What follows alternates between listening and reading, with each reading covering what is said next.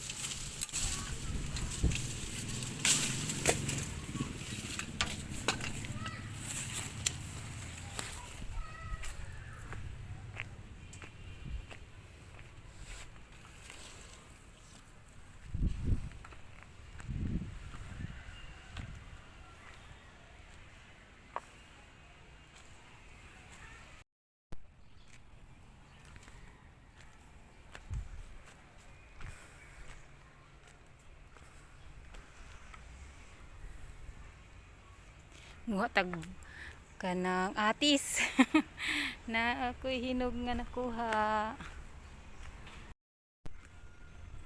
Hinog na ni siya, oh, hinog. Kani dili pa. Asa? It's like nonsense. Guess what a squirrel bear must be wearing. It must be a big squirrel. Saan ako pagkaon ani? Iyupe na. Mao na siya. Atis, dili na matang. Uy, wala na dun. Agoy. Gidok-dok, di na. Hinog naman good na. Mo. Kaan. Oh, kaano?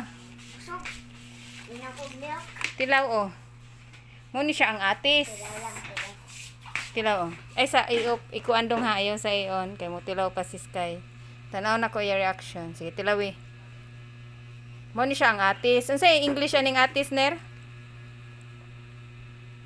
What say in English, ano eh?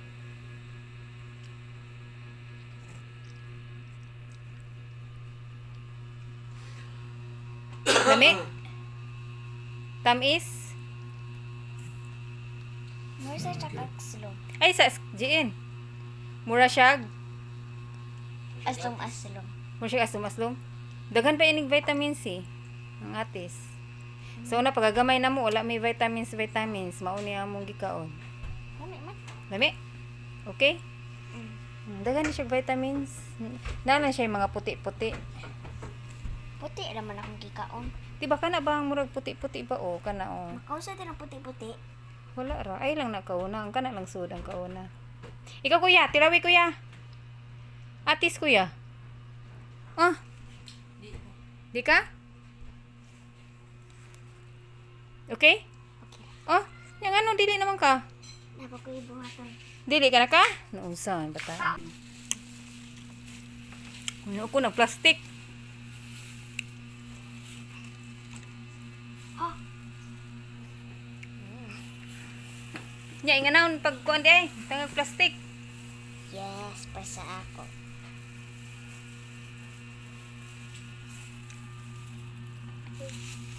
Hmm? Nasi Sky o ni Tilaw.